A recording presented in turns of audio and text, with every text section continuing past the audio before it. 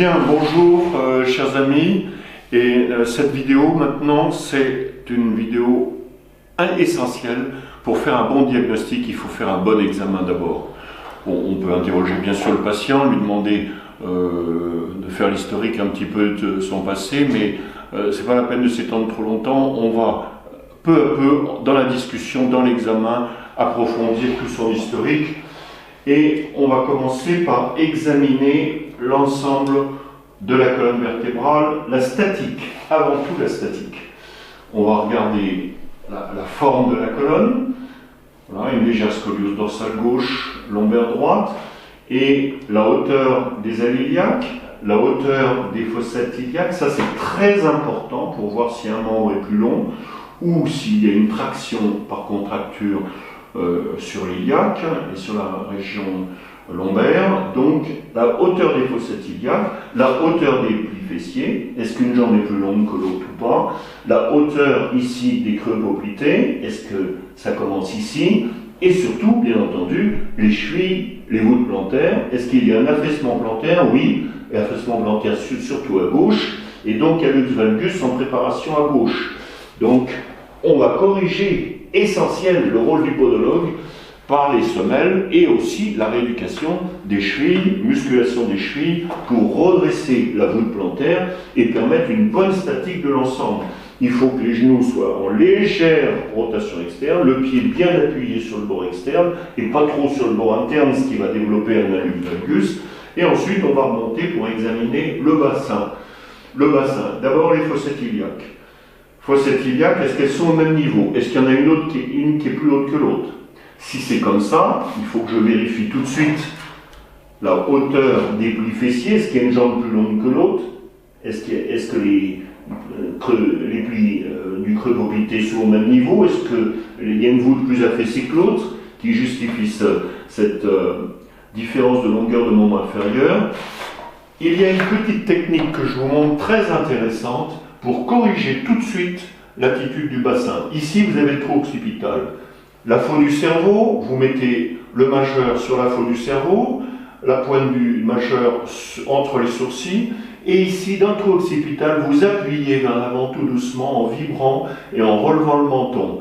Le patient relève le menton, se laisse faire, et là, on agit sur la dure mère et on rétablit d'un coup la hauteur des fossettes iliaques. Ça a une action de relaxation tout de suite sur la dure mère et on vérifie. Si ça continue à être comme ça veut bien dire qu'à ce moment-là, il y a une différence de longueur de membre inférieur. On vérifie la longueur des membres inférieurs de près. N'oubliez pas que les radios nous montrent des personnes qui ne sont pas forcément surveillées au moment où se fait la radio, hein, parce que le manipulateur est caché dans sa cabine, et on ne voit pas si les genoux sont bien tendus. Est-ce que vraiment les genoux sont bien tendus? Est-ce que les fossettes iliaques sont au même niveau? S'il y en a une plus haute que l'autre, il va falloir mettre une talonnette de compensation du côté le plus court, sous la voûte plantaire, sous le talon gauche, de façon à rétablir avant tout la hauteur des fossettes iliaques. Ensuite, après avoir corrigé les fossettes iliaques, soit par une talonnette, où on prend quelques piles de papier qu'on met dessous pour vérifier, on va ensuite vérifier la position du sacrum. Tu veux bien d'abord joindre les deux mains face à face et t'incliner en t'enroulant vers l'avant. Voilà, tu t'enroules, droit devant toi, descends, et je vois une légère remontée du pouce droit. Reviens.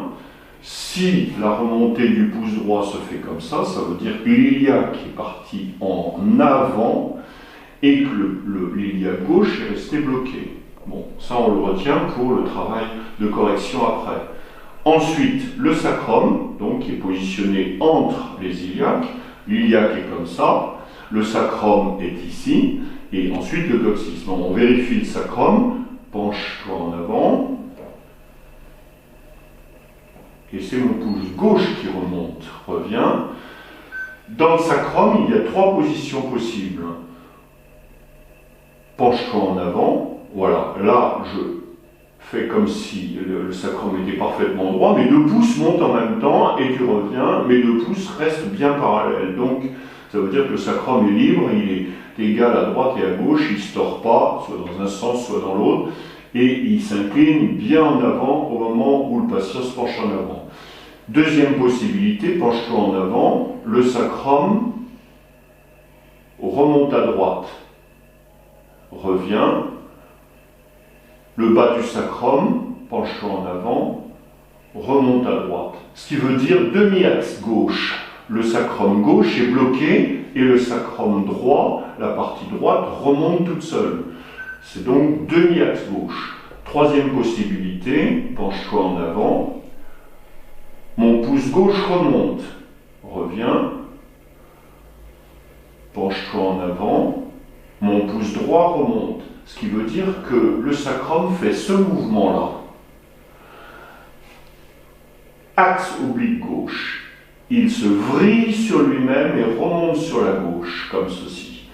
S'il fait ça, généralement, il va y avoir une compensation lombaire droite et dorsale gauche.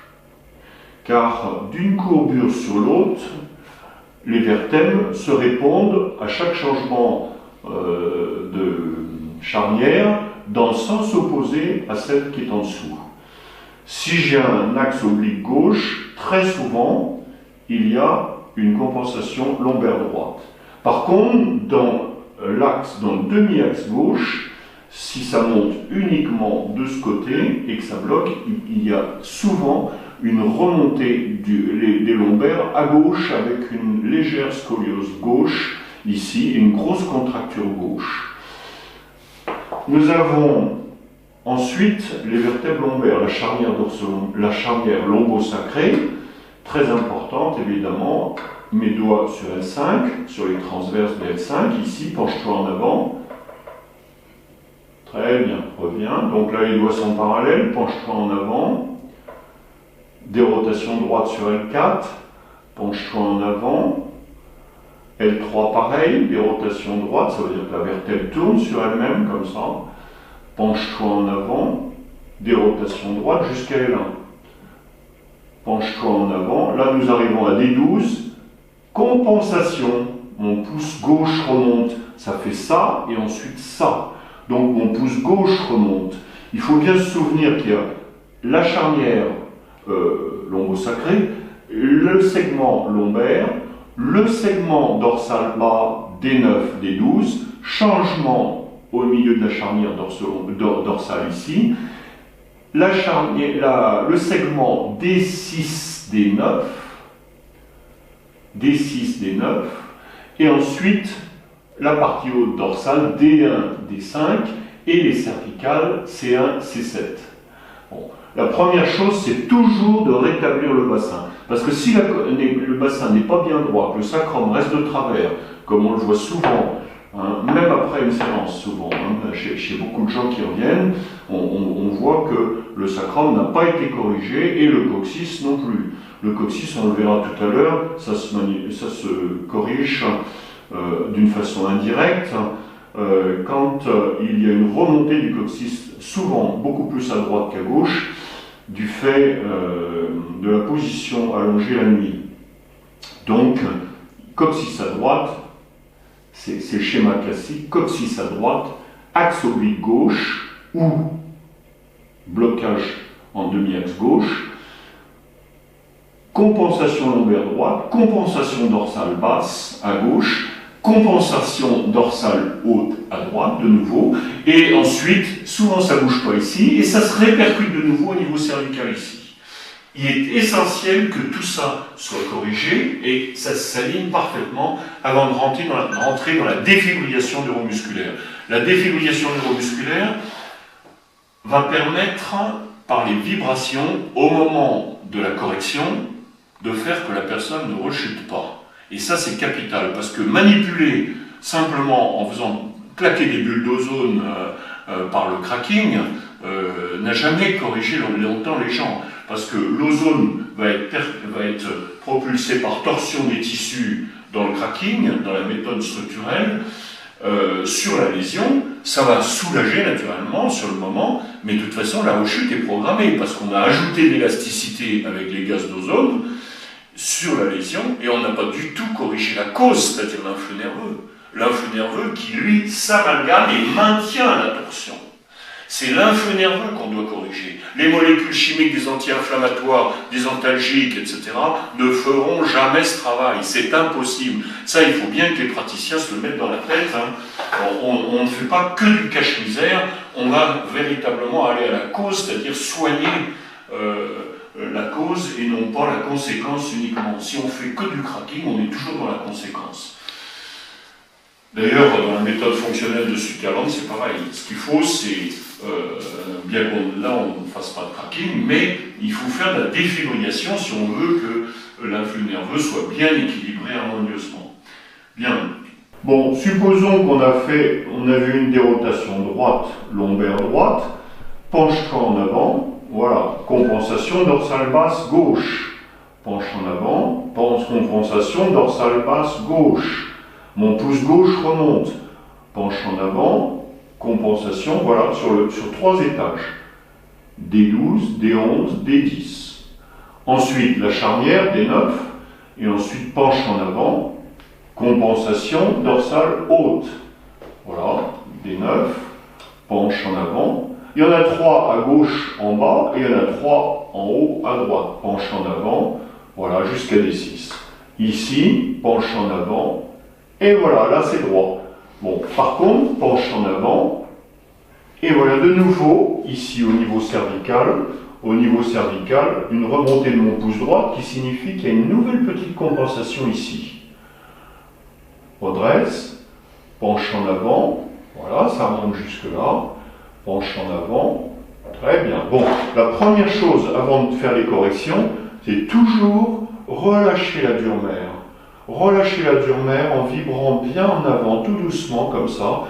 Une main sur la faute du cerveau devant, sur le front, et une main dans le trou occipital, on pousse vers l'avant. Ça équilibre tout de suite les iliaques, et ça équilibre, en général, beaucoup de torsions, simplement en envoyant une onde d'impulsion ici, sur la dure mère, qu'on touche indirectement dans le trou occipital, et qui va propulser jusqu'au coccyx, tout le long.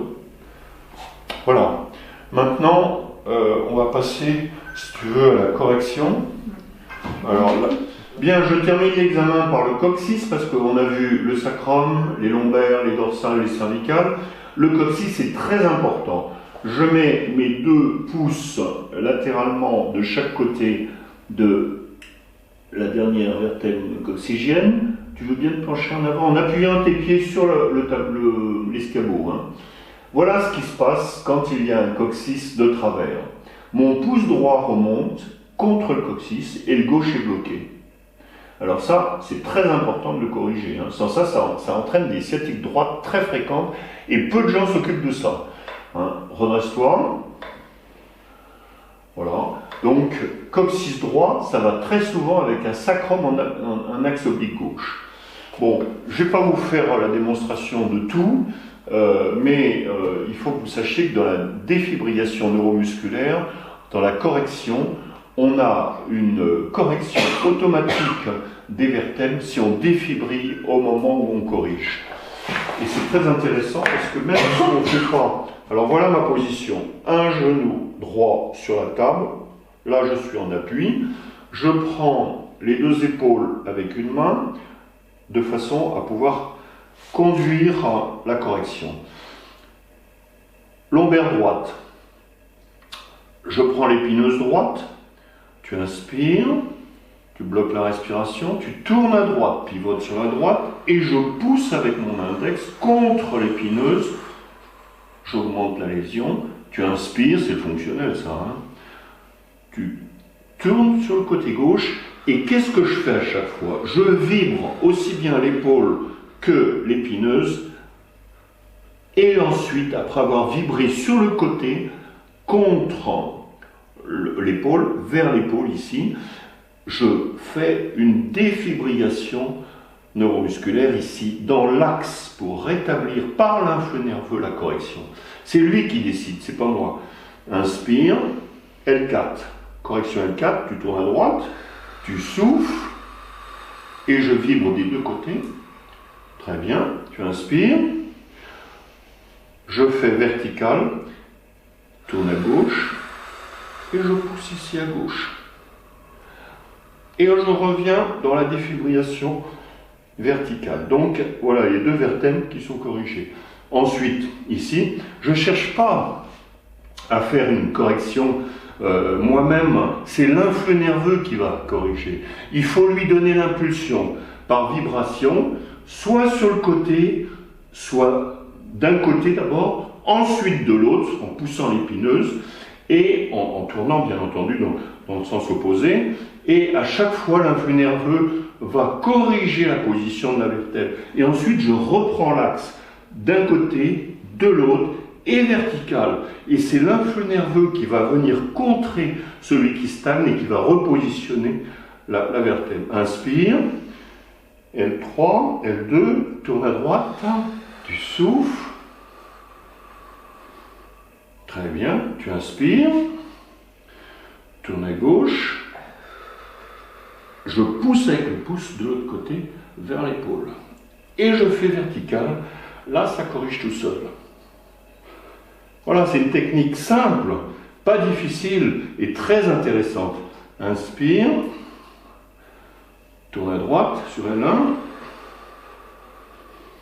inspire, tourne à gauche. Voilà, donc là, on a corrigé fonctionnellement en défibrillant à chaque vertèbre la position. Bon, dorsale gauche basse, soulève l'épaule, baisse à droite. Je mets mon pouce gauche sur D12 en remontant, mon pouce droit légèrement en dessous sur la vertèbre du bas.